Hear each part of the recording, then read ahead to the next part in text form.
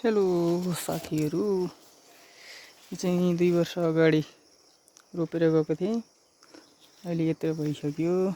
यो चाहिँ कफी हो, एकदम मजाले फल्दैछ। फर्स्ट टाइम 2 वर्षमा फल्न थालेछन्, मजाले फल्दैछ। यो चाहिँ एभोकाडो, यो पनि 2 वर्ष अगाडि नै रोपेको थिएँ।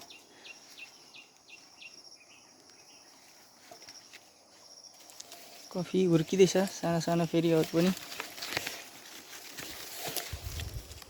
एभोकाडो यो फल्न थालेको छ हल्का हल्का। 2 वर्षमा चट्टा पारेर फल्न सुरु गरेछ फल्दिनलाई। चट्टा पारेर खानुपर्छ अब।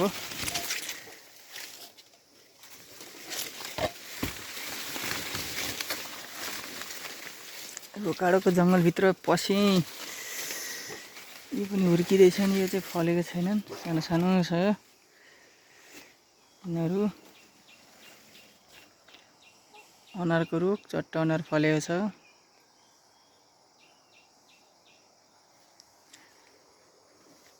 यसले पनि 2 वर्षमा चट्टासँगले फलिदियो, मजासँगले फल्दैछन्। आगो त झनै राम्रो फल्छ।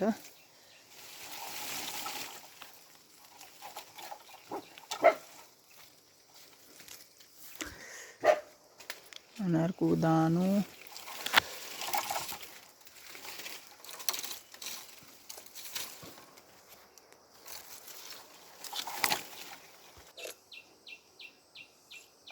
फल्दैछ, राम्रै फल्दैछ। कफी 2 वर्ष अगाडि रोपेर गएको कफी।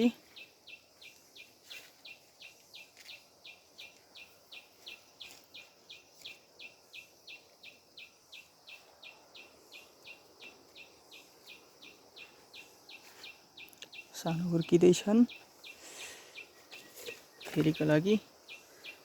यो पनि हल्का हल्का फल्दैछन्। यो अनार फल्दैछ।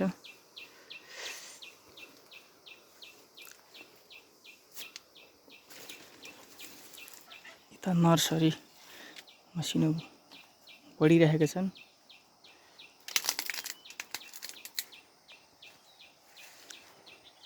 यो पनि फल्दैछ, एकदम राम्रो फलेको छ। यो झन् ठुलो ठुलो ठुलो दाना छ।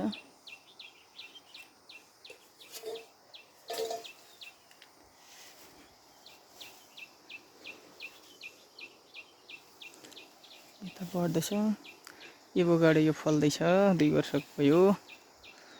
निकै रोपेर गएको थिएँ, धेरैवटा मरेछन्।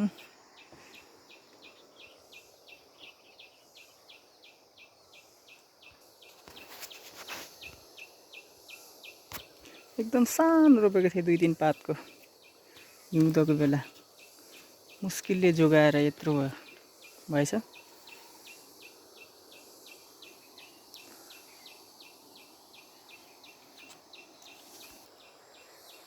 बढ्दैछ साथीहरू, बढ्दैछ। एभोकाडो बढ्दैछ, कफी बढ्दैछ, मकैबारी छ अनि कफी अनि एभोकाडो अलि बाक्लो भएछ।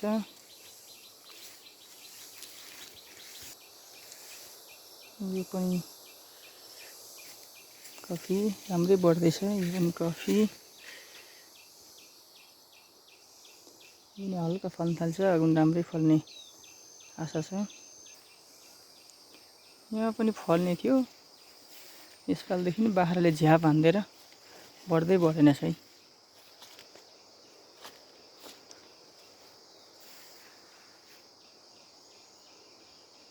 बाख्राले झ्याप हान्दिएर साथीहरू बढ्नै सकेन है।